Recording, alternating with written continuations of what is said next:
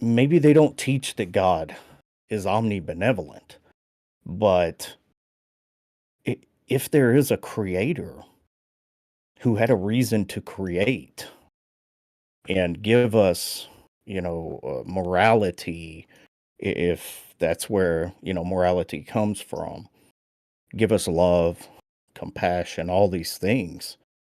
Um, it is hard for me to justify, you know, uh, any God existing if the probabilistic argument, for evil and suffering holds up. Have Because, you read Marcion at all? yes, Okay, so you understand that he believed in two separate kinds of deity, I guess, for want of a better word. Like there was Yaldabaoth, and then there was the God of the New Testament. Yaldabaoth was an angry, vengeful God from the Old Testament, and right. the God that Jesus came from was a loving deity, and these were two incoherent gods that existed, or had existence rather, and the God of Jesus was trying to fight against the God of Yaldabaoth, and that all we had to do is understand the God of Jesus being the better understanding, I guess, the better comprehension of what God ought to be, rather than the Yaldabaoth God. Yeah, it's well, yeah, and Marcion tried basically to strip any Jewish meaning or relationship to um, the God of the New Testament, Jesus. Well, that's what I would say Paul tried to do as well, but that's probably a different discussion. However, I think that uh, see, I don't even know how to word this correctly. I think the way Marcion was trying to point was that when you read the Old Testament, you've got a God of vengeance, a God of anger, a God that isn't love. And then you look at the God of Jesus, and you've got a God of love, a God of benevolence, the quad omni deity that's promoted by Christianity. He was trying to separate the two.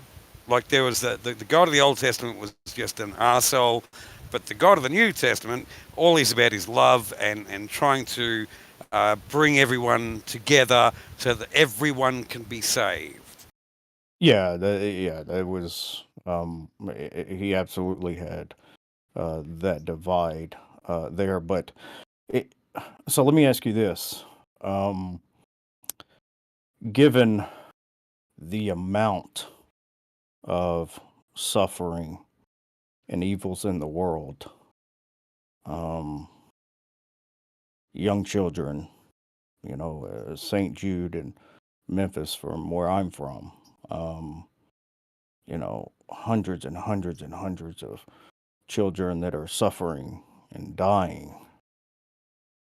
Eh, Regardless, even if we didn't hold to an omnibenevolent God, does it make sense that there is a creator who's responsible for, the love that we have, for our families, the love for beauty and arts and expression and all of that?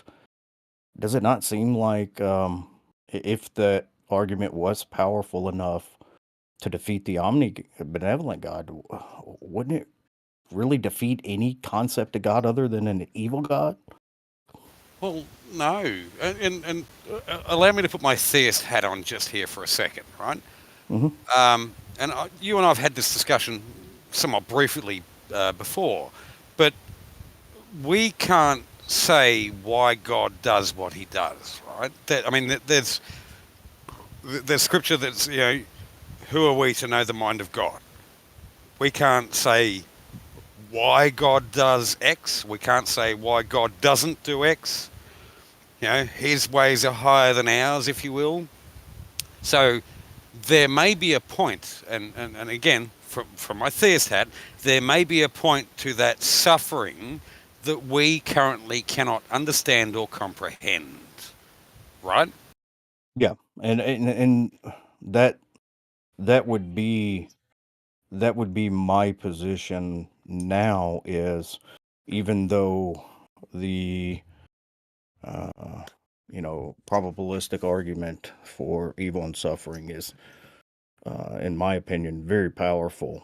I Being finite creatures, we're not in an epistemic position. Kind of like chaos theory, or the butterfly effect. We don't know what every minute effect, that happens here is going to cause on the other side of the world or 20 years later. Um, so that is honestly, um, uh, because of that possibility, is the reason that uh, the probabilistic argument for suffering and evil is not totally damning to my position. Although I would say you're probably more charitable to God than I would be. If Oh, dude, you have to understand my background and what I'm about. Yeah. I'm not. I mean, I've explained this very clearly. I'm not here to convert people to atheism or Oh yeah, deconvert yeah, them. It doesn't no. even matter. What my main shtick, I guess you'd want to call it, is discussing scripture. That's my mainstay. I enjoy that. I adore that. I think exegesis of scripture is paramount. Even as an atheist, I think that we can read the scripture. It doesn't matter what you believe, but we can read the scripture and try to comprehend what the author's telling us. That's my main thing. I don't care about making people atheists or converting them to Christianity or converting to Islam or Hindu. That's not what I do. I'm not here to do that. I would rather have actual philosophical and theological discussions about not only belief, but why we believe what we believe, how we ought to consider the concept itself of belief in God. These are far more important discussions to have. I don't care about whether somebody's an atheist or a theist. All I care about is having intellectual discussions with people that I can bounce ideas off and they can bounce ideas off me, because I think in doing so, that's how we make stronger and better arguments. And it doesn't matter what side of the argument you come from. If you can create stronger and better arguments by discussing these kind of things with not only believers or unbelievers or people on your side of the argument or their side of the argument, but everyone, this is how we create better arguments and thereby better discussions. So I'm all about just, if we can do that, this is why I enjoy talking to you, dude. I love talking to you because we can create better discussions. We can, if you will, we can find commonality. Yeah, absolutely. I mean, I reciprocate that 100%. Of course, that's, you and I have had many long discussions and very good, fruitful discussions. And I think it's because we both, uh, you know, uh, nothing against, anybody else, because there's quite a few here listening that we all take a kind of we take a humble approach. And I think that we're all here, mainly the same goal, and that is to learn, to find truth, to, see where our positions are rational or irrational, or, you know, well, like you said, what arguments or are, strong or weak, or how we can strengthen them, to support our positions and things. Because, at the end of the day, if you can't defend, what you, at least we're not going to be able to defend everything that we believe, but something of this importance, if you can't,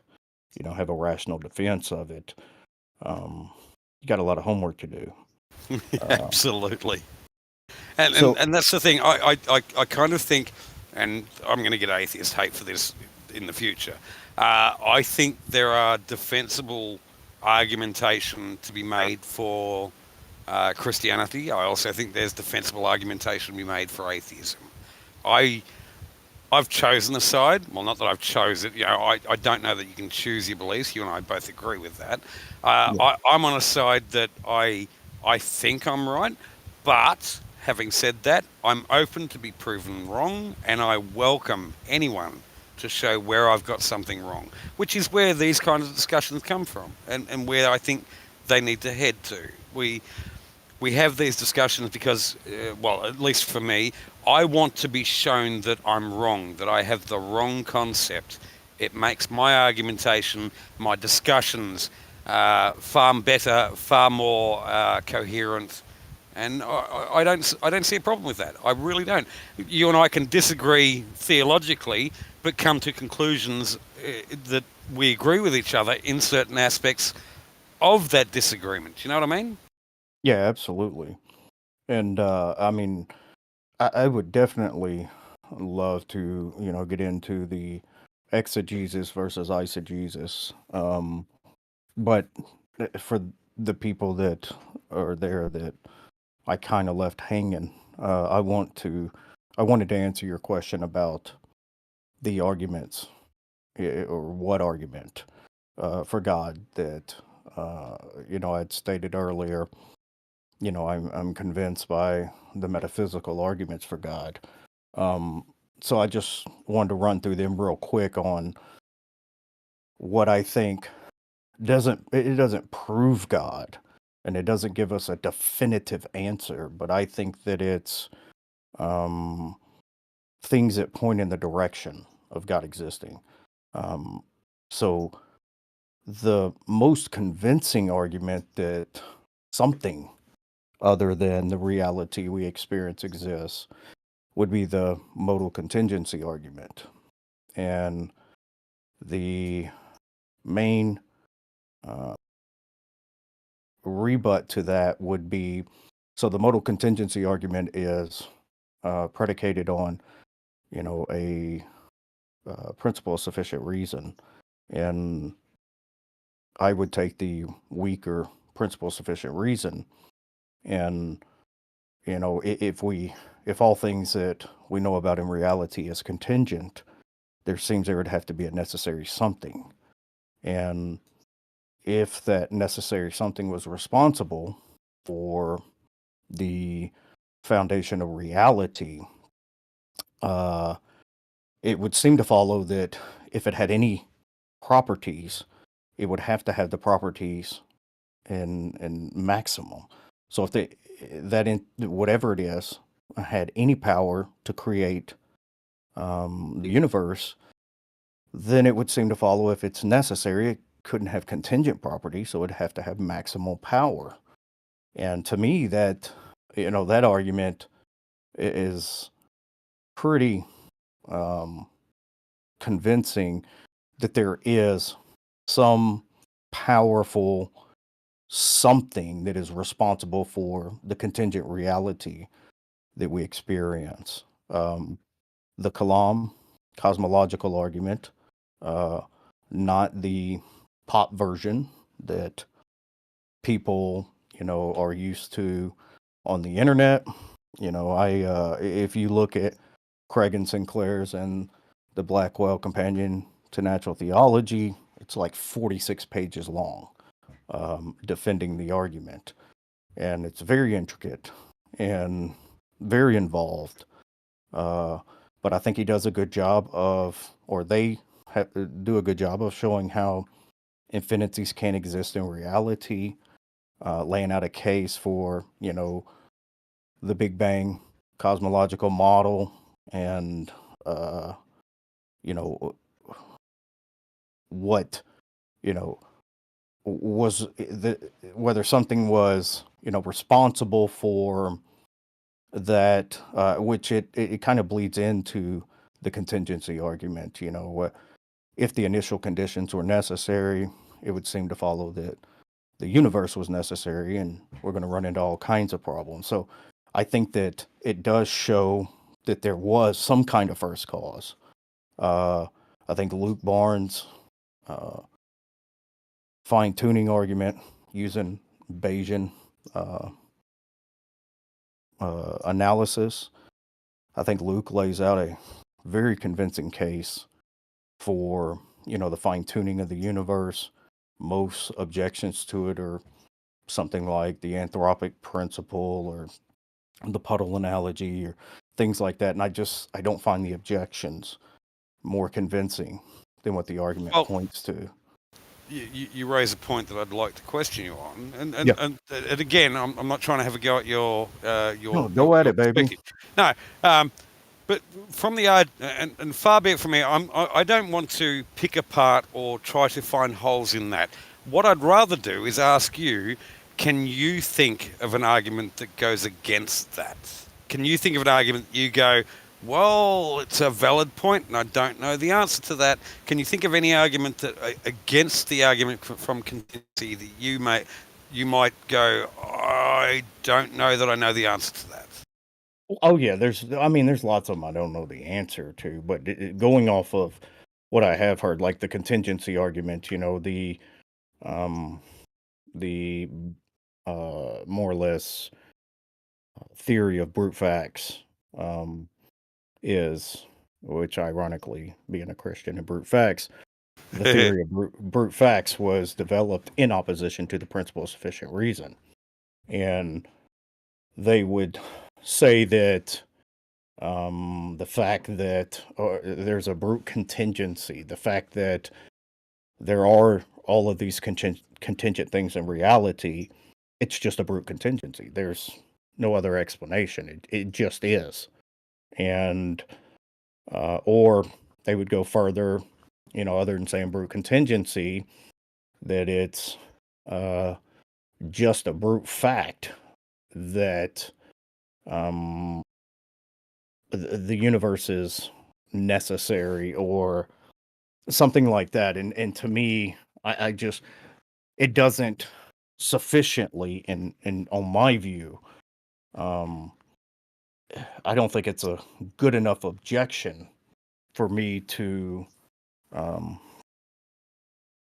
to over. I don't think it's a good enough defeater, Would for what I think the argument points to. And would you consider God as a brute fact? no, I reject the theory of brute facts. Period. Can you explain why? Yeah, because the theory of brute facts was now there are theistic philosophers that'll work within that framework and talk about God possibly being a brute fact or something like that. But the argument from contingency um, leads to a necessary being, and being, as I'm sure you're aware, but those who aren't in philosophy, just means an entity. It doesn't have to be an agent. Being could be just about anything. So it leads to a necessary something existing. Um, that thing is, what we call the necessity. And the brute facts theory would just stop there and say it's just a brute fact, that contingent things exist, or it's a brute fact that there's a necessary something. And it seems to me like we're using, the principle of sufficient reason to go so far, and then we're just stopping and saying, well, it's just a brute fact. Um, Not necessarily, I'm not accusing them of doing it to avoid the implication. It's just not a satisfactory answer for me, just to say it's a brute fact. I would say God is the necessary, all powerful um, foundation to reality that was the first cause of the universe, um, who's responsible for the fine tuning of the universe. And Do you think that there are questions that do provoke unanswerable questions within reality? um, Let me reword that. Do yeah, you think there are unanswerable questions about our reality?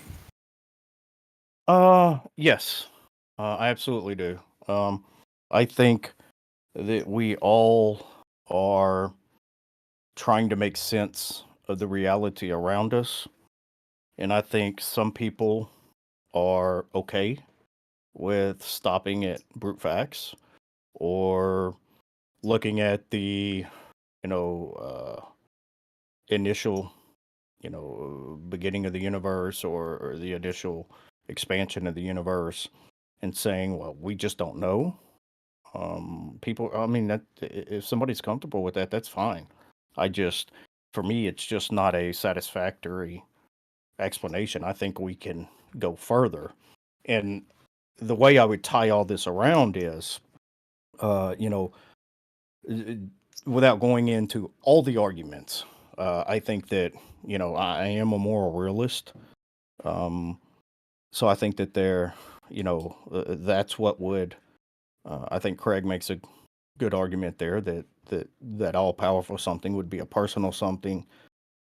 The arguments from beauty, um, love, expression, art, all these things are just kind of pointers in this direction. So if we look at all of these things, um, we can. A lot of people don't like when I use this expression, but it's, the God hypothesis can, answer all of these things that, uh, seem to point to. It's kind of like unfinished business with the contingency if we stop with brute facts, or the first cause of the universe, or the initial beginning of the universe, whatever we want to call it, and moral realism, moral facts actually existing in the world, and all of that. Well, if God exists, then all of these things, to me, have an answer for, how they can all exist without, just stopping at certain points and saying, okay, I'm okay with it being a brute fact. I'm okay with, uh, to me, it's the kind of explanatory scope of the God hypothesis that's convincing to me about, all these things that seem to point to, a God existing. Oh, no, I can appreciate that. But earlier you said, or you agreed rather, that there are unanswerable questions, right? So let me just on that specific thing here. If I were to say to you that the universe has existed infinitely, which would be an unanswerable question because we don't even know what it would mean for something to be infinite, would you say that that was an unanswerable question or it's an illogical question? Well, I have an issue with the universe existing infinitely. We can, right now, we take Newtonian physics, and we can only go back so far, and then we have quantum physics. We're trying to come up with, you know, um, a working theory of quantum gravity. As far as we know, um, the universe, at least the initial expansion happened, or that's the best model that we have.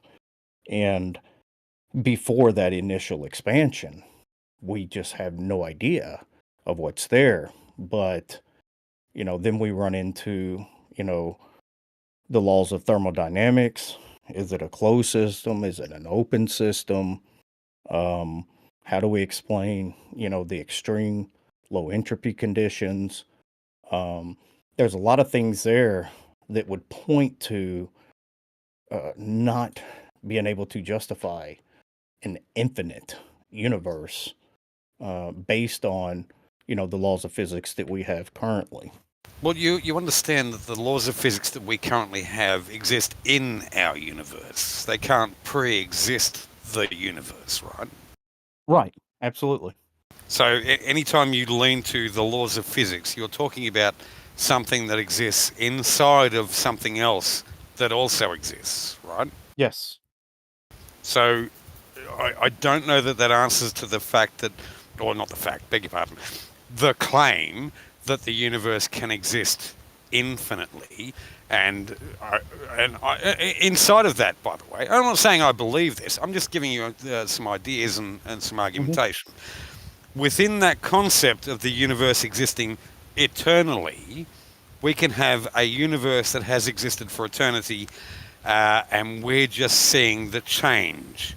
And that change, no, the most recent change, was some 13.7 billion years ago, right? I mean, you and I both agree, I'm sure, we don't know what was prior to the Big Bang, even if it's coherent to say something prior to the Big Bang, right? Right, yeah, yeah, it's, we we don't have to get into the temporal, issues when Right. we're No, talking but I about mean, Christ. but But what but what would be incoherent to say that the universe has existed eternally, like has never not existed? well That you agreed earlier that we have unanswerable questions. What about infinite regress is impossible just because it provokes an unanswerable question? mm, well, so there's 2 different issues there. The first one is, m when I'm talking about the universe beginning to exist, I'm talking about what we can infer from what we know about the universe given, Big Bang cosmology. Talking about uh, whether there was a cause to it or what that cause was is a metaphysical claim. And when you ask, can it exist eternally? That's a metaphysical question. So we both have metaphysical quandaries or questions that we're teasing out. And I would say, w- what reason would you have to holding to the metaphysical position that it could exist eternally when everything we know about the universe and the laws of physics and the initial expansion and Big Bang cosmology seems to point to a beginning of the universe? Would you say that our intuition about the world and our general world around us, including the universe and the cosmos, the multiverse, even if you will, would you say that our intuition is ultimately correct? The well, it's not intuition. We're inferring it. We're Well, using the inference would be that we've intuited something, therefore it must be true. well, we've looked at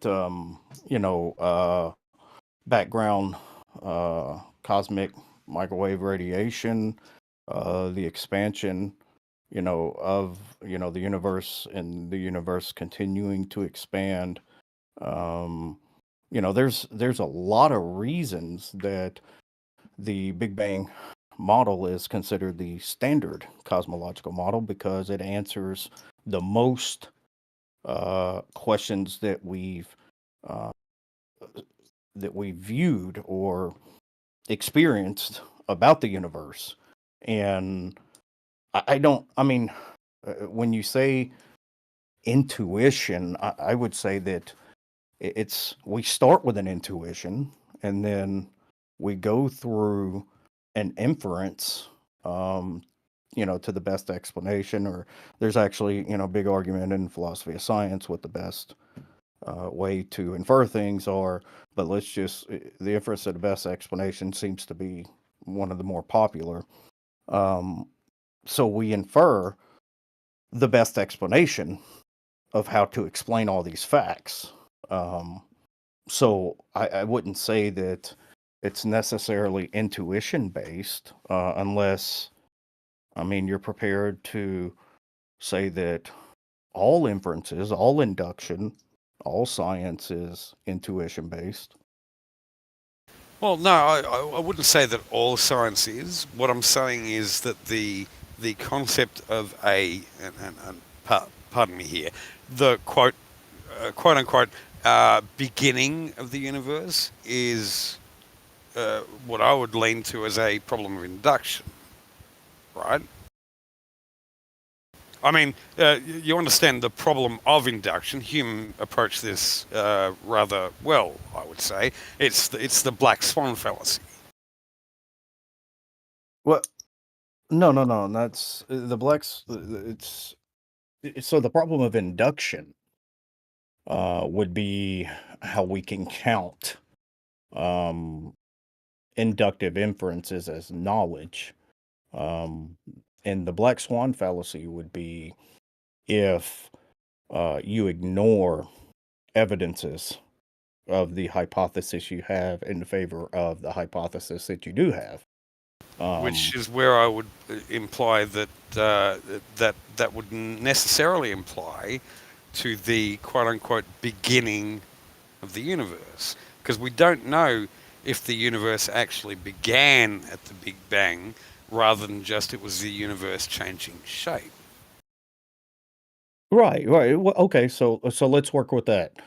Um, the universe was in a condensed state that was nothing like it is now, and um, when I say a beginning, what I mean is that uh, there was this state that was nothing like the universe that we have now, with all of the objects that exist in the universe. It was a condensed state.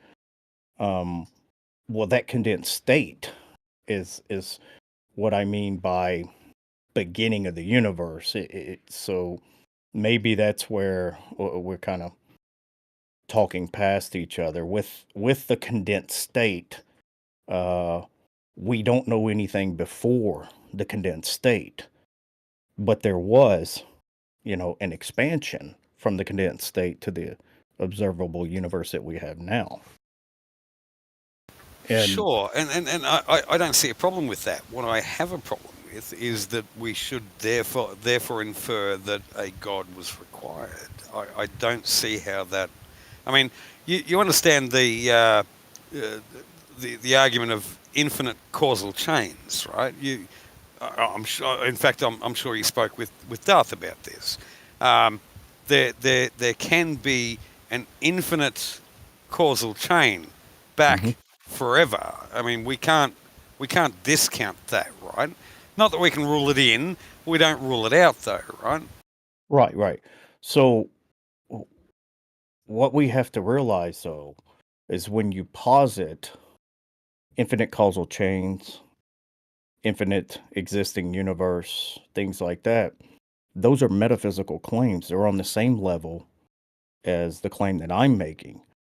But if you remember, you know, I clearly stated that there's not one argument that gets you to God. God would be the explanatory scope of, all of these abductive arguments. So it's not that I'm saying that because we were in a condensed state and the universe expanded, therefore God. Um, that just tells me that given the laws of physics that we have, uh, and the extreme low entropy conditions, the law of motion, things like that, it, given how we, view causation and our experience with causation, it would seem to be that something caused the expansion. Now, if you want to say, it was quantum fluctuations from a quantum foam or quantum vacuum with, quantum particles, things like that, at this point, that would be uh, really just conjecture because we don't have any working theory of quantum gravity. And if we try to explain anything before the condensed state, then we're into metaphysics.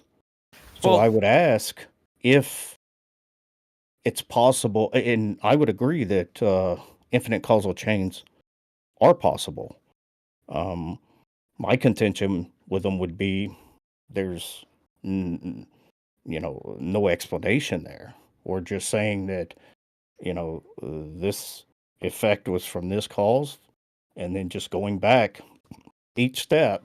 Well, this effect was this cause, this effect was this cause, but nothing ever explains the set of causes and effects. Nothing ever. It's just no explanation there. We're just, you know, positing a metaphysical hypothesis that this could be the case. And I just don't think that it's convincing, when you look at the whole picture, like I was talking about with the abductive case. Would you, and this is just a very simple question, do you think you would agree? I don't know if you know who he is, Edward Feser. His stipulation is not about so much what started the universe, but what keeps them going. Would you then infer God from that?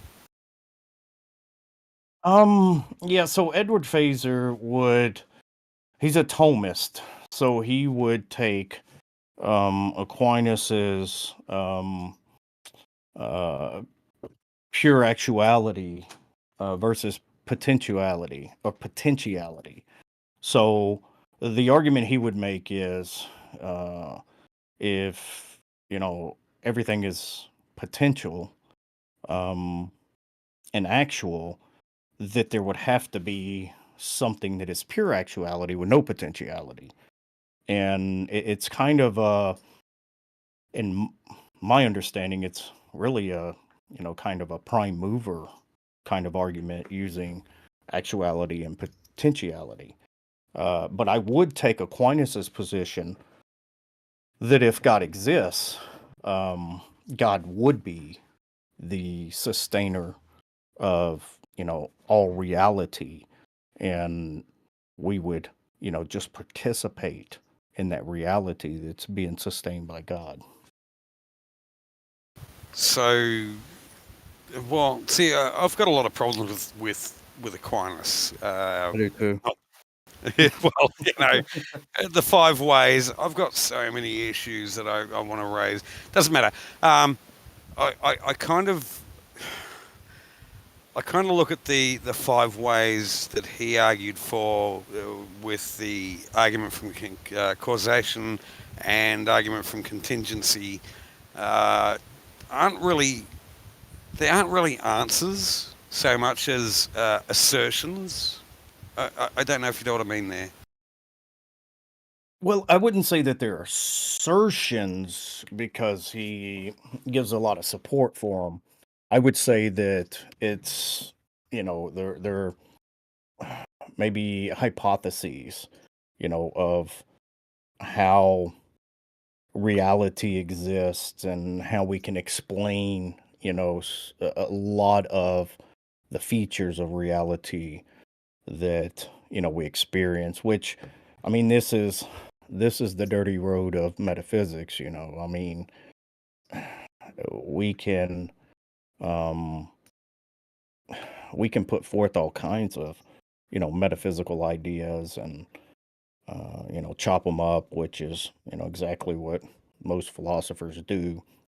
And that's why when I talk about metaphysical explanations, I try to stick to just a explanatory hypothesis, metaphysically, something that could explain all of these what seems to me inadequate explanations.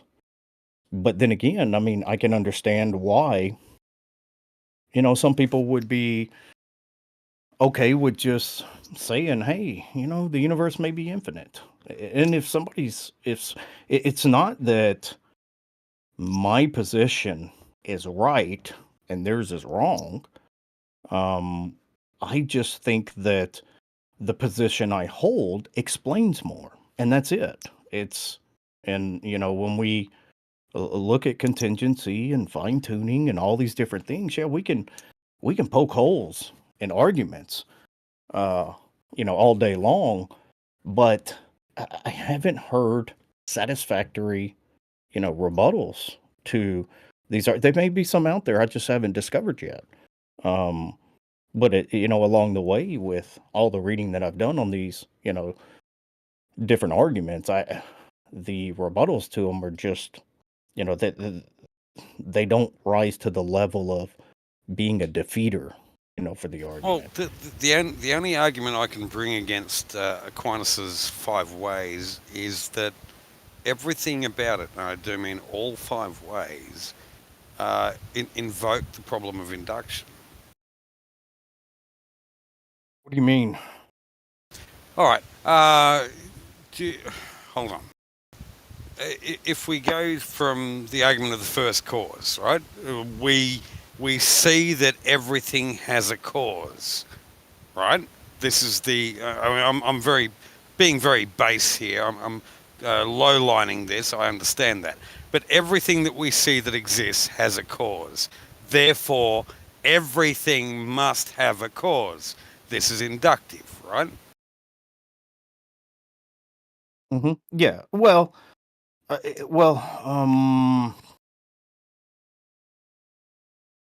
yeah. I guess, yeah, that would be induction. We're going off of experience. So that leans into the second argument, the argument from contingency. Everything that exists, that has existence, must necessarily be created. Again, problem of induction. Um, it's been a long time since I've You and me both, read dude. Aquinas's It's Five been Ways, more than 20 but years for me. yeah, ultimately I would say, just about any explanatory hypothesis is going to be based on experience or induction. I think the only time we rise to a problem is when somebody tries to claim it as knowledge. Um, but as, an explanation or possible explanation, uh, I don't see an issue as long as we're, looking for possible explanations. And if another possible explanation comes up that seems to make more sense, then we ought to hold to that one. Um, but I'm not particularly an Aquinas Five Ways guy. Um, I I like Aquinas on a lot of things, and there's a lot of things I don't care for Aquinas on. Um, so if we're going to talk about the five ways, I'm probably just going to have to concede just about anything that you have to say against it because it's just been quite a while since I've gone through Well, the five ways. it's been more than 20 years since I read it back at Bible Mm. college. So I'm going on what I remember, but I don't know of any of his 5 way arguments that doesn't uh, beg the question. I mean, everything about it is an induction, and I have to point to the problem of induction with every one of the arguments. And not that he's wrong. I'm still not Well, saying he's wrong. All I'm saying is that I've got a problem with the induction he's currently using, or has used, rather. yeah, but we got to be careful with um you know how we approach induction and the problem of induction because I mean that's what underlies the entire scientific method. So we have to, you know, we got to be careful to say unless you're, a global skeptic or, you're just a skeptic about knowledge or something, then I could totally understand. But if we're going to have, some kind of epistemology where we can claim to have some kind of knowledge, um, we're going to have to take an approach to induction. I would say, taking a probabilist approach solves a lot of the issues, although, the problem of induction is a problem. But I think we have to be careful, when we, attack induction, because while, science may not lead us to truth or, you know, or let's just say truth, it is pragmatic in the sense that it works. Um, and I would say that, I mean, I would go as far as a probabilist in my epistemology that even with science, um, w- we can have, you know, a good credence in holding, a good credence in holding certain beliefs about findings in science that I think would rise to the level of what we could call knowledge. Um, but I get your point on, Aquinas, where going, purely off of experience, but the only difference between, his hypotheses and a scientific one is his is metaphysical, and the scientific is empirical. Uh, but I don't think just because it's metaphysical, you know, it necessarily follows that it faces more problems than, any method of induction. No, well, actually, every possible field of science relies on some form of induction. I'm not saying that one is greater than the other. All I'm saying is that if we rely purely on induction, which is what I would say the 5 ways does, we're not going to achieve a correct interpretation of reality. Well, but and that's where I'm going to have to push back, is because science is purely induction. It relies on purely induction. So Oh, no. whatever, huh? No, nothing about science is purely induction. It Oh, relies on induction, don't get me wrong, it does, but it relies on evidence just as much. oh, how are you parsing out evidence versus using induction? If you have, and allow me to delve into the creationist narrative here a little bit, if you have the DNA of several creatures that you think might be, because we're using inductive reasoning, that might be related, and then you find the correlation in the DNA, you're using both, right? I mean, you're Oh, using the knowledge of what we can demonstrate beside the point that we're inducing something, right? no, no, no, no. Induction is reasoning from the specific to the general. Deduction is reasoning from the general to the specific. So the problem of induction is, if let's say I'm looking at the genetics of a certain animal. Well, I look at another animal like that, and the genetics are similar, and I look at another animal and they're similar. Can we know that the next animal is going to have the same genetics? We can't know it until we look at it. So we're making an inference um, inductively based on our experience. And that's what the issue of induction is. For example, we see that, um, you know, all swans are white. Well, that seems to be true until we find the first black swan. Well, now it's false. So were we ever justified in saying that we know all swans are white? Well, obviously not, because in order for it to be knowledge, it has to be true, at least based on the basic justified true belief. So that's the issue with induction, is we go off of experience and we infer it to the whole, or to the mass, based on these specifics. So, and that's what Hume was talking about, was, there's no way to know that the next test is going to show us the same thing until we do the test. We can't say that we know, all these animals share the same DNA. Now, we can say it confidently in a colloquial sense, but we can't say that we know, because we're just inferring it based on past experience. No, and absolutely right. No, you're dead right.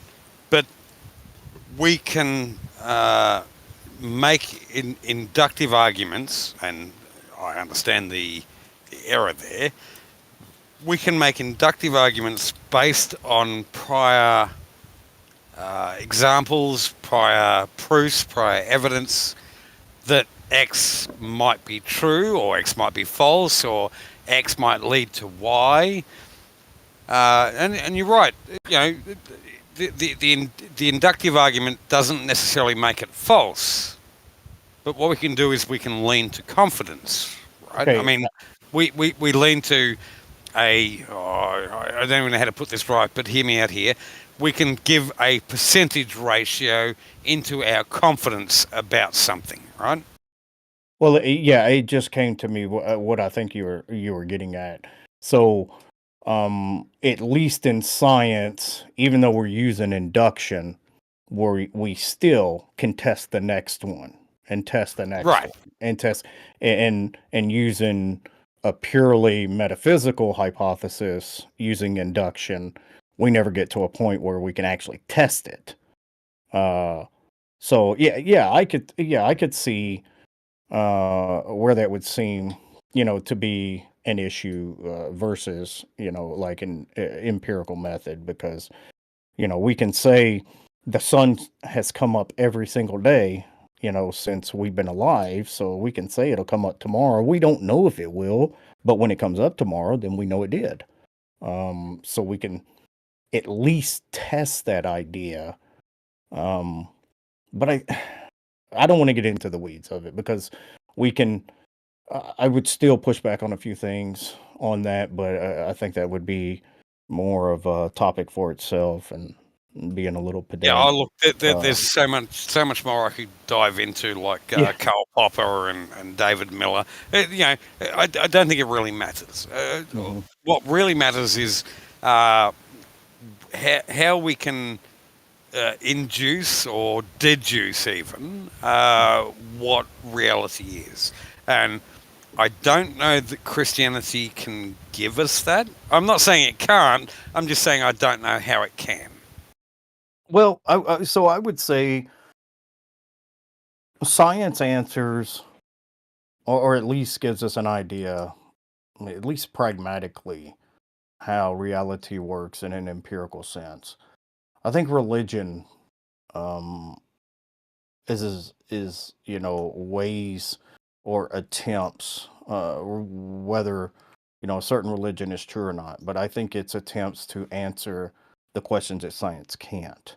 The why we have oughts, why, like I was talking about earlier, why do we find sunsets beautiful? Why do we have this need to express ourselves? Why do we find beauty in art and things like this? And I think that those, and I hate to keep pounding the word metaphysical, but those metaphysical things that we can't answer by science. I mean, science might tell us certain chemicals that are involved. It might tell us certain brain activity, but ultimately it can't tell us why, or why we even want to know.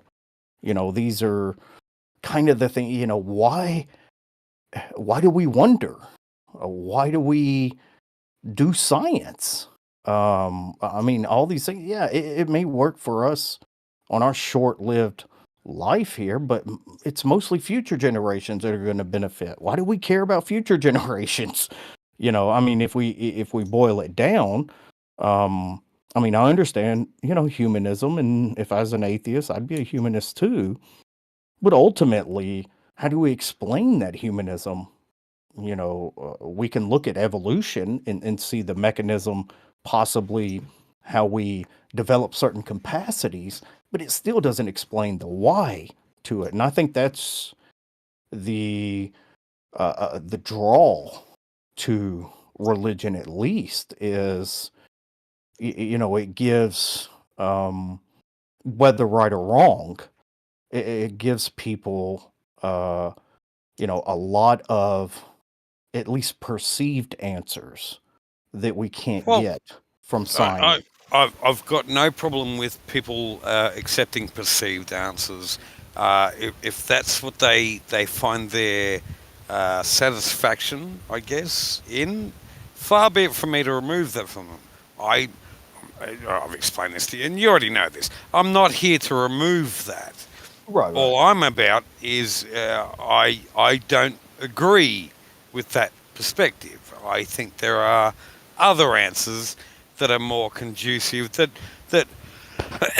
pardon me, that I would engage Occam's razor for. It's not that I think that they're wrong. I just think that I've got better answers for. They could be absolutely right. Far be it from me, right? Right. So let me ask you this: why would you apply Occam's razor? Well, see, that's a very difficult question because I think we need to explain what we mean by Occam's razor. And allow me, if you will, what I mean by Occam's razor is very simply the most simplistic answer is often the most correct. It's not the definitive explanation of Occam's razor, but that's what I mean when I say, right? Yeah. Pretty much the principle of parsimony. Right. But my next question would be, why do you care about the principle of parsimony? Do I care about it? Yeah. I don't know that I care. Why do you feel the need to employ it? What? Oh, no, that's a very good question. Because I think I'm all about truth, and I welcome the chance to be wrong, but I'm all about trying to find the best, most truthful explanation for reality. And in doing so, I feel like I need to employ Occam's razor because, as the razor stipulates, we don't add entities unnecessarily. So if we don't do that, then the most simplistic answer must, almost by necessity, be the correct answer. And I like truth. I really like truth. I could be wrong about the existence of a God. I would welcome the chance to be wrong about that because I seek truth. So I think Occam's razor, at least for me, I need to employ that just to find what truth is. So I promise you, I'm not going down a rabbit hole, but I want you to follow me on this little venture, because I want to illuminate something. It's not a got you, catch you, or something like that, but I think it's something that is important that a lot of people overlook. That we really don't pay a lot of attention to. So that's the only purpose for this exercise. But why do you care about truth?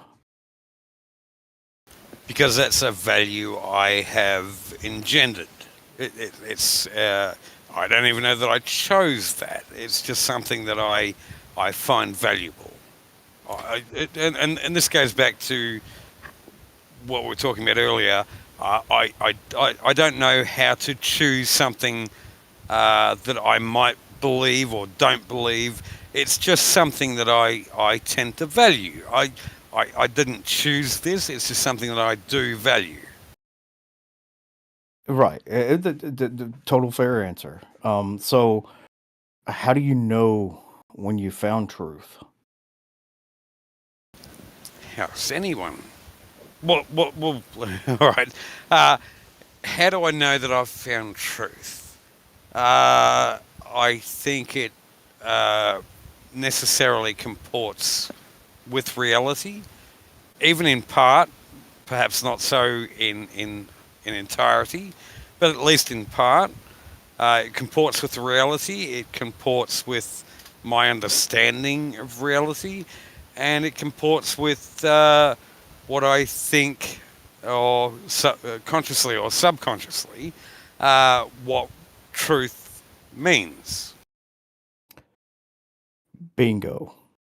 And that's where I was getting at. So um ultimately you are looking for what seems to be true to you.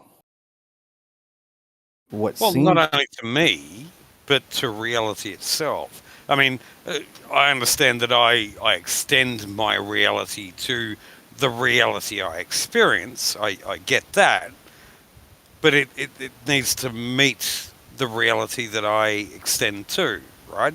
I mean, and again, this is not something I choose about truth. Either it comports or it doesn't. Either I accept it or I don't. It's not a choice so much. Right. Exactly. So, and here's where I was going with it. I don't want to keep dragging it out and make you feel uncomfortable. um, we we start with intuition and we end with intuition. We have an intuition about reality. We investigate reality to the best of our cognitive abilities. And ultimately, we find um, whether something seems to be true or comports to reality or that uh, by intuition. It seems to be true to you. It seems to be the way reality works. So, the same way that you are looking for truth and how it comports to reality, and when you get to a certain point, this is Aristotle's regress problem. Justification after justification after justification. We have to stop somewhere. And that stopping point is typically what most philosophers would argue is the intuition. It just seems to be the truth to you. So that's when I evaluate um, all of the arguments for God, against God, my experiences, how it compares to reality, and things like that. Eventually, I come to a point where something seems to be true, and that's my intuition. And at the end of the day, that's what I was, in the beginning, I was talking about how important, environment, psychology, heuristics, all these, how we view the world, the paradigms is all going to shape our intuition about what's true and what isn't true. So ultimately, I can say, yes, I've evaluated these arguments and I've heard rebuttals to them. But the rebuttals don't seem to me to be sufficient. The arguments seem to be, uh, stronger than the rebuttals. So ultimately, this is what seems to be true about reality to me. And that's why I don't think atheism or theism or different kinds of theism are irrational on any aspect, unless obviously somebody's being irrational. But we are going to start with our intuition and we're going to have to stop with our intuition. And because of that, I can't tell you easy, you should see things the way I do. You should, and I know this is exactly what you'd say to me.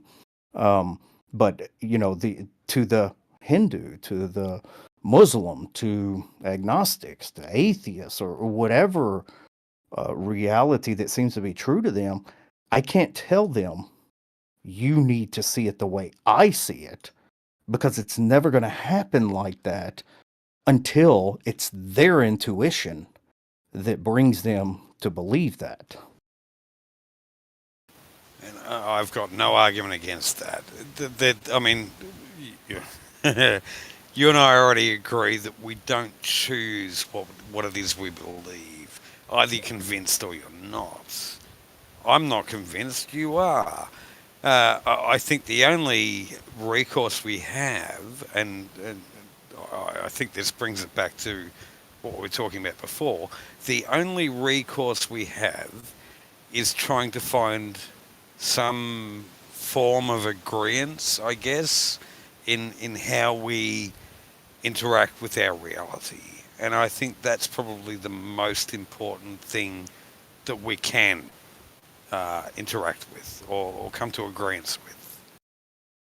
Amen. And I've tried everything I could to not make this a love fest. But I love the shit out of you, man. It's every Dude, like, conversation we have this is why I love talking to you. This is yeah, why. it's I mean, I could literally I could, talk to you for hours. But we're gonna have to do a part two so we can get into exegesis and eisegesis and teach some fundamental lesson on both Oh, sides. dude, Lessons. I'm going to be very crass and crude here. You know, I've got an erection right now. Like, look, I would love the chance to have that discussion with you. I think scriptural exegesis and eisegesis is something that is an important discussion because I think so many people from both sides of the argument, by the way, atheists and theists, do not understand what it means to have exegesis. None of Amen. them do. It's a rare thing. I've encountered this on Facebook for years. I've had discussions with theists on Skype, with them on Discord, with all of them. Like pick a format. I've had all the discussions with both sides. By the way, I think that exegesis and eisegesis is a paramount discussion that needs to be had because I think that so many people from both sides do not understand what the author is trying to tell us. I'm not Yeah, saying that they're wrong. I'm also not saying they're right either. I just think that there are ways of interpreting what the author was trying to tell us that isn't understood by so many people. So yes, I would welcome that discussion. absolutely. Are you available tomorrow night at the same time? At this time, absolutely. Rock on. So, maybe an hour earlier, or maybe about the same time we started. I would love to continue on and dive into that and take some theists and atheists to Bible school. Well, I get home from work about an hour before now on, Hmm. which will be tomorrow night, my time. But if you're available, absolutely, dude. More than Rock willing. on. Yeah, I will definitely ping you and Nirvana and Gaspar and all the good people, and hopefully we can make this part two happen. And man, thank you again, man. The great questions, great Hey, pressing, great. Um, I I love to be challenged because just like you, I mean, I really want to know what's true, but I'm just like you. I'm also always going to be honest about my position. Things that um, may play into my biases. Things that I don't have control over. Psychology wise, environment, those things, and uh, once again, easy. Every conversation I've had with you, man, you're an awesome dude. Well, dude, I appreciate that. And, dude, every time we've talked, I've had fun. I've had a ball. Let's do it again. hey, Absolutely. Eddie, Nirvana, go ahead. we got a question from Titan Uranus. He says, If it's "Oh about my, solipsism, I don't want to hear it. I just realized what his name. Oh my god. Okay, so Titan wants to know, if you are a substance dualist."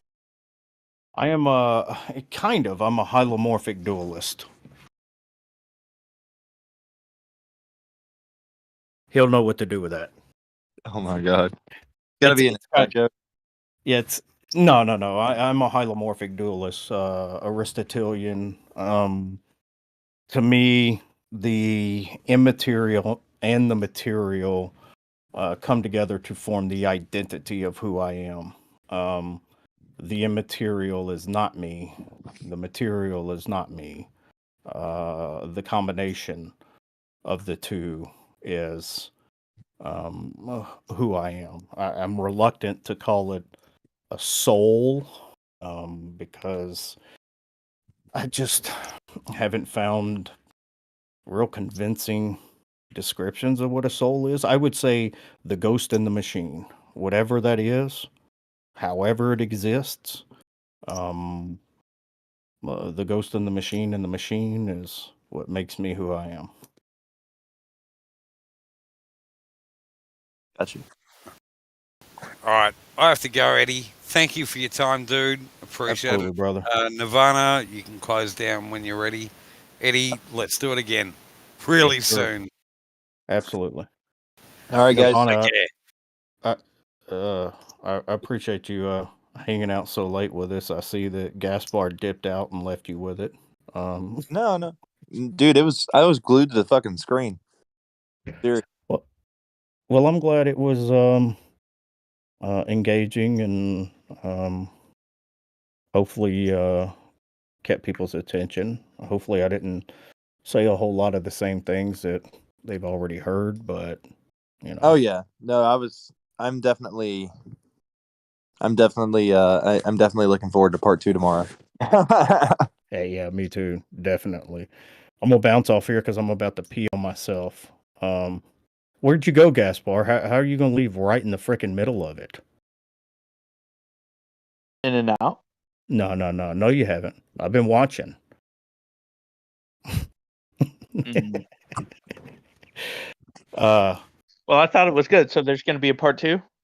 Yeah. That's what I was gonna say. If you're up for part 2 tomorrow, Easy and I would like to do part 2 and actually get into the exegesis and eisegesis and uh, give a few atheists and Christians some lessons on proper hermeneutics.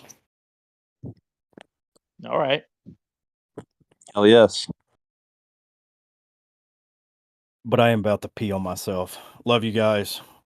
All right, love you too, dude. Have a good Love night. you good, and I'll see you All right. tomorrow if everybody's available. Yeah, I'll be there. All right. So that was really good. Yeah, it was. Did you guys really enjoy what you heard? Anybody want to hop on stage? Yeah. What did you think about it, Nirvana? It was fucking fantastic. I absolutely was engaged with everything I was listening to.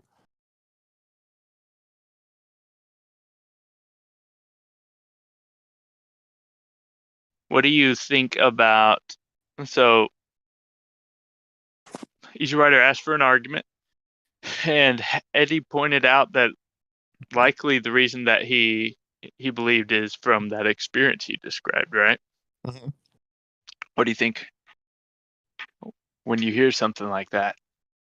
I don't really have a problem with it. I mean, like, that's obviously not the way I go about it, obviously. But that doesn't really mean anything. If it boils down to it, like experience, like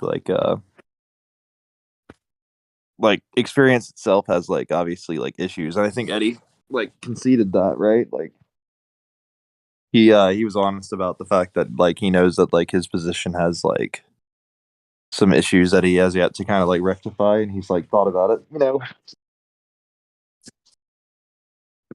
But he said, he furthermore clarified, geez, I have collagen in my eye. But hold on one second, guys. Jesus Christ. Sorry, I have collagen in my eye.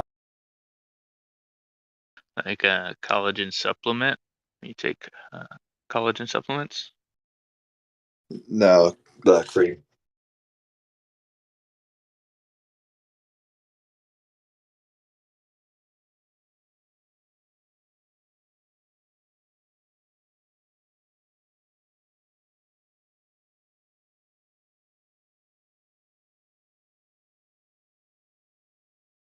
Sorry, yeah, I've been trying to take care of my skin more recently. Jesus, that was fucking unbearable.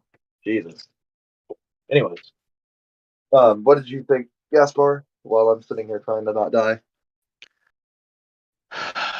It's a good talk. I liked it.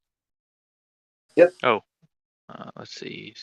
Who is raising EzyRider? What does it mean? The green hand? Does it mean he's been invited or that he's okay? There you go. Sorry, what have I done? Who needs me? I No. don't. Somebody invited you up. I guess it was Frank's.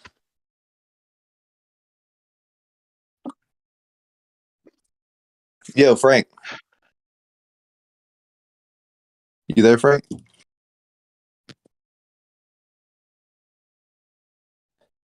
I feel like Darth whenever he's like, Corsi, you there?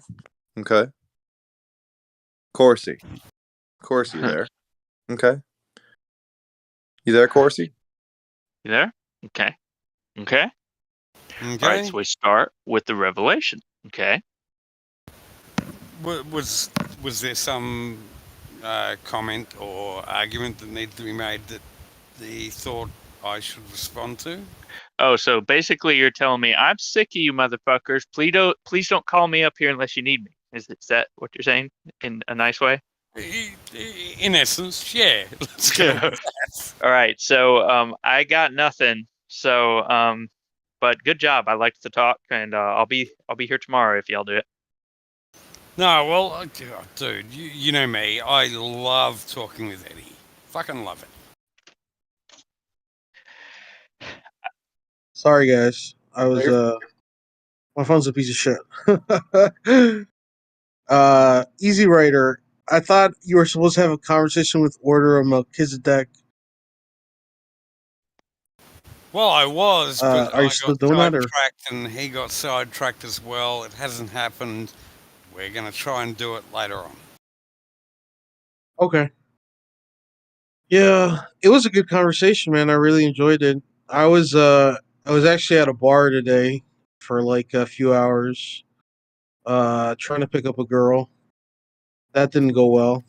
I was But about to say, how did you go? well, it was funny because I got hit on by one girl, and then her girlfriend came up and was like, "No, don't hit on him. He's gay." And then I'm like, "I'm not gay." And then they just left, and then I was like, "Okay, whatever." So That's the wrong response, my friend. I felt so embarrassed. I don't know, but it is what it is. So You should have said, "Well, why don't you let me go home with your friend and then let her tell you afterwards whether I'm gay or not?" I was thinking about saying something like that, but they were in a group, and I wasn't gonna bother them, and it is what it is. So I'm okay with it. But I have to get better at starting conversations with these girls. Like I don't know, I'm a bit shy. I have problems like on the internet it's easy, but in real life it's a lot more difficult. So anyway, yeah, that's my night. Hmm.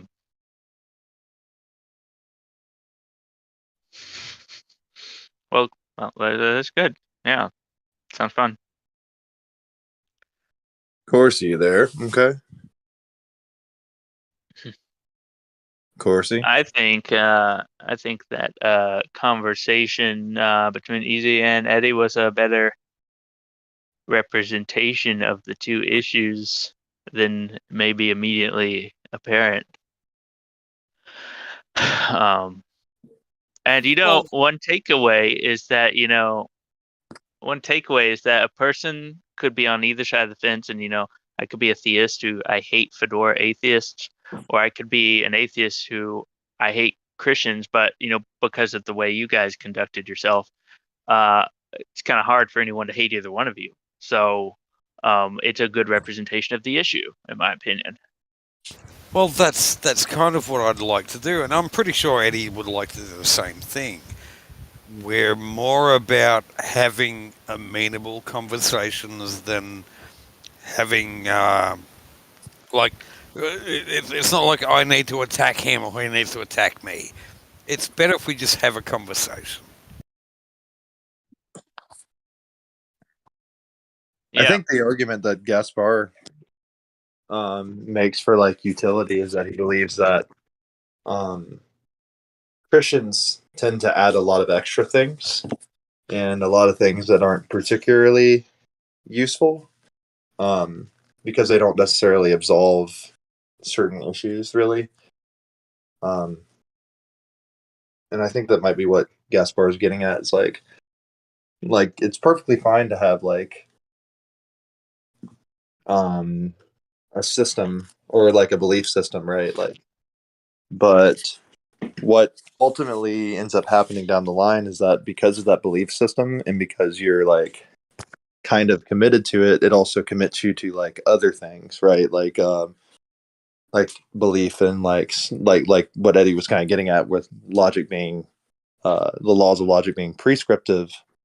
And that's obviously something that like every nominalist like around the world will shake their head at, because they'll say like, why are you trying um, to just make things harder for yourself? Yeah. Yeah. Here's something that I think is interesting. So whether or not we agree with Eddie, Yeah. most everyone here is an atheist. We at least don't think he's lying, right? Obviously not. Yeah. Right. And so the reason I think he's a good representation of a Christian is he's got the arguments, but he's willing to consider they're wrong. And he's also, which this takes some balls, he says his belief is grounded in an experience, which he is also willing to question. So usually when we hear Christians talk about this, we think they're bullshitting us. But I have a tendency to not think Eddie is bullshitting. Whether said experience is what he said it is or not, that's up for to debate. You probably know what I think about that. But I think it's interesting. I mean, I think it's actually a little bit illuminating to see him making the case, because usually we think they are bullshitting. But here's this guy Eddie who has a relatively good reputation. He's a theist, and typically, based on our engagement with precept types, we can get it in our head that, man, Christians are just insufferable and they're impossible to talk to. But here's Eddie who comes with the package of some apologist arguments, and even I've founded my belief in an experience, and somehow it's more tolerable. Somehow it's easier to listen to. So, yeah, I think there's some interesting takeaways just from the conversation itself, and they're not always necessarily the arguments. Yeah. EzyRider. I wanted to ask you about Occam's razor. Do you believe that employing that in every situation is actually the best idea? Because some answers, like some answers of like some questions, they can't be answered in the most simplest way. Like some things are a lot more difficult to answer. Some, like, even like what's fundamental is very like, does it, like, basically what I'm asking is, like, is it wrong for someone to believe that there are different parts to the what's fundamental rather than believing that it's ultimately the simplest answer? Okay, allow me to nutshell this just a little bit, because I think your question is a little bit convoluted. Is it appropriate to assume Occam's razor is the best answer for everything? My answer would be no. No, I don't think that Occam's razor can be applied to everything, because we don't know the extent of everything. So I think there are causes or reasons that we can employ it. Then there are other reasons or causes that we cannot apply it to.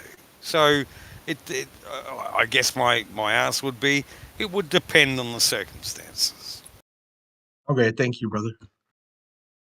I think something about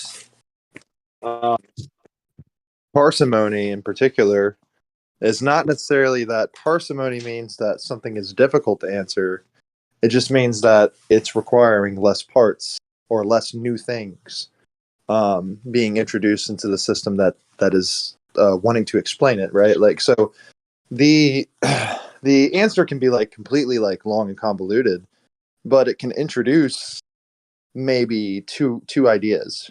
And if you have ideas that are competing with each other and they seem to both sufficiently explain, then we can get down to, okay, between these ideas that introduce all these other ideas that equally explain things just as good as one another, then we can compare the ideas and say, okay, so which one is more useful for me to use? And I don't take the position, and I don't think EzyRider does, that like parsimony entails that something is true or anything like that. It's just going to come down to like, what can I get out of it, really? Like, and I think you're almost always going to get, in a lot of cases at least,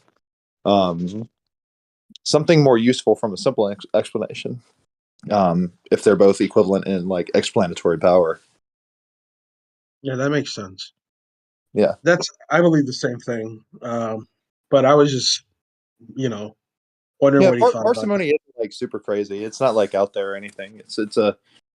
I mean, it's created for, I think everybody agrees with me, but it's created for utility purposes. It's there to make things easier to use rather than harder for you to use. So by that, like, I think there's no reason to really reject parsimony, because it doesn't necessarily like commit you to saying something's true because of parsimony. It just means that if you have a factor in which like two things are equal in explanatory power, the simplest explanation is going to be the easiest one to use. I don't know if that helps, but Yeah, that pretty much answers the question. Because I was thinking like, even like answering what's fundamental is, I mean, you can, I don't know, like I've always like lately I've been thinking like it requires a much more difficult answer than the simple one that usually most atheists give. Like, I mean, well, most atheists say like they don't know, which is actually the best answer. But the ones online that challenge against the precepts, so yeah. Well, it's kind of like, look at infinite regress, right? Like, it's not that infinite regress is less parsimonious than, say, like axioms or circularity, right? Because in infinite regress, it's just a set of facts repeating over. It's still the same amount of information. It's just infinitely ongoing. So that would be an instance where something would be like hard to explain, but that doesn't entail that it's less parsimonious than some other form of foundation.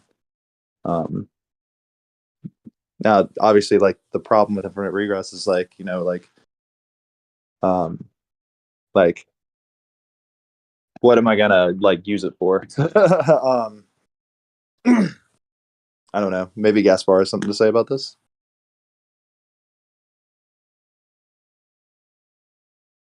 Or not. Oh, Okay, so an infinite regress. Okay, I don't know if we have, do we even have a computer or the resources strong enough to actually fulfill that? Probably not. So well, yeah. I'm just that's the obvious like thing is like you need to like have an example, I guess, of something that would be like infinitely regressing for it to be like useful. Claude Grattan has an approach, or he's put together a theory about infinite regress arguments because, well, he wants to like make sure that we understand when we're talking about infinite regresses is within the context of a kind of argument technique in philosophy called the infinite regress argument. And so there's what you would do is you would have some kind of universally quantified proposition with a relational predicate, right? That's sort of that'll be the structure that the infinite series will be guided by, and then you have some sort of proposition that starts it off.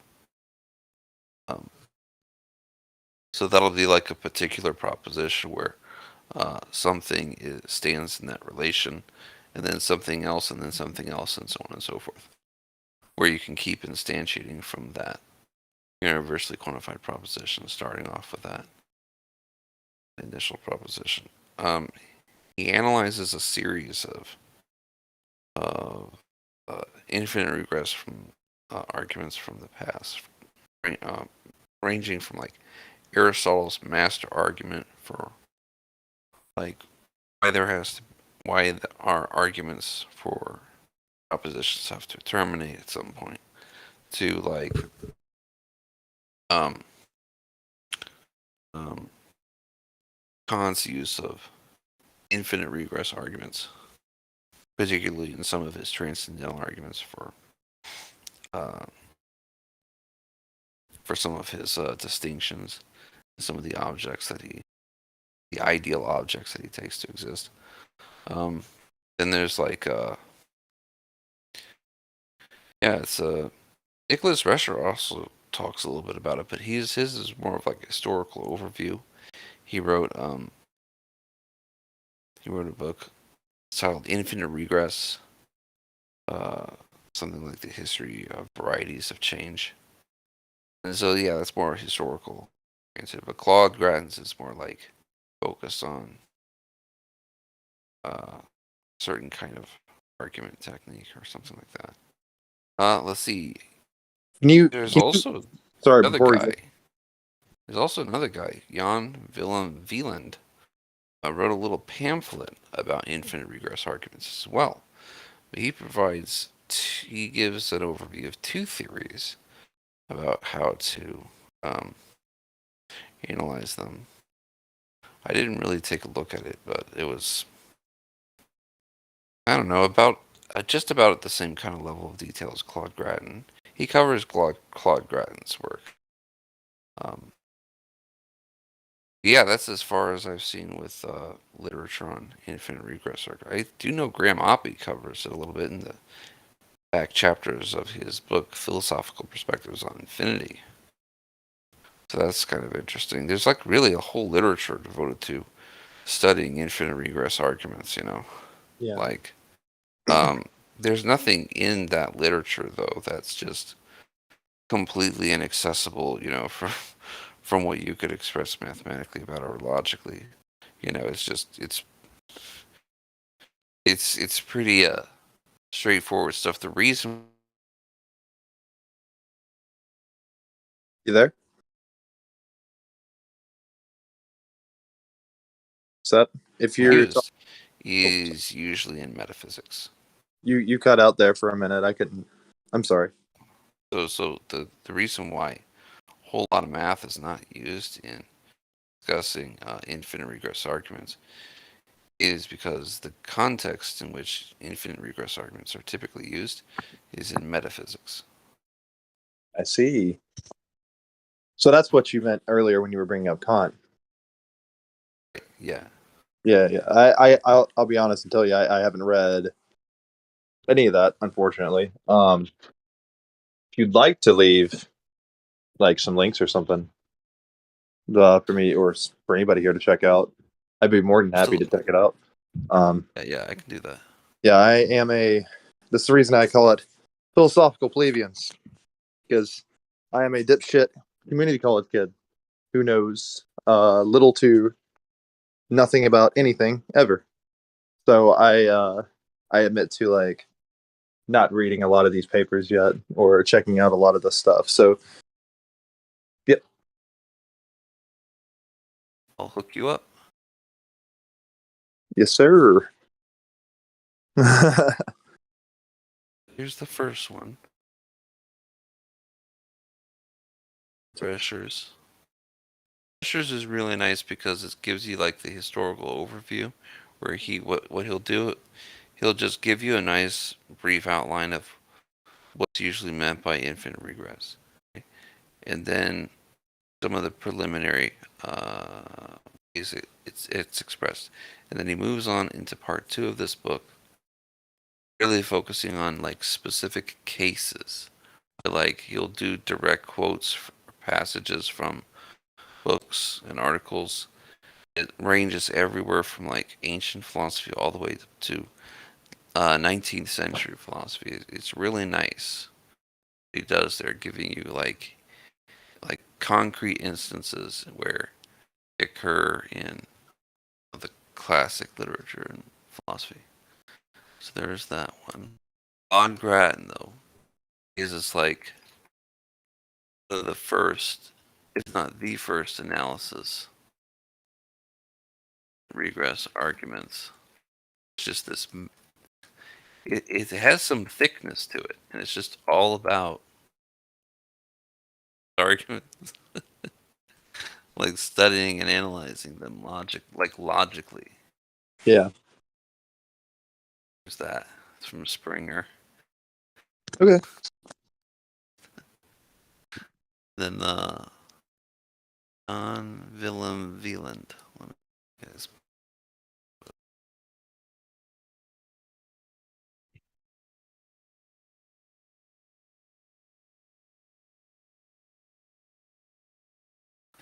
Oh. Yep. I will tell you guys, I am getting a little bit tired. So I probably am about to hop off here in a little bit. That being said, you guys can continue the stage if you'd like. I'm just probably going to go to sleep. Right. Does anybody want to continue the stage, or does everybody continue content with? All right. Well, anyways, guys, have fun tonight. Okay, never mind. All right. I'll see you later. All right. See you later.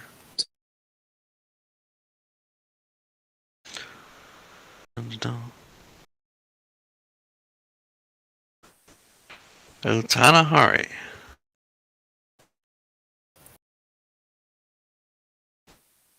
Yeah.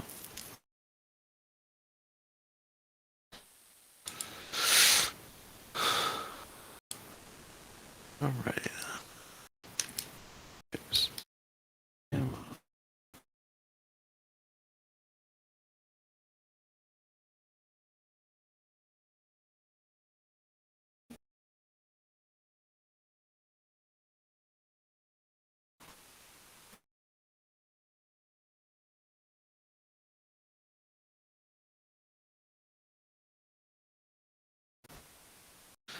How's it going? It's going pretty good. It's pretty late though. I'll be hopping off here sometime. Yeah.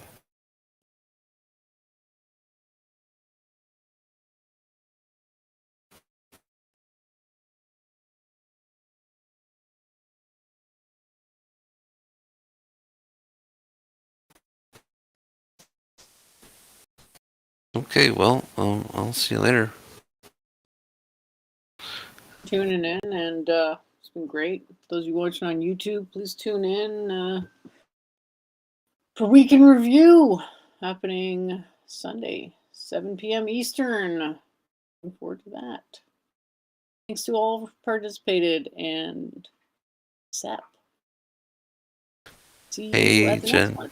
Hey, how's See you it later. going? Doing great. How about you?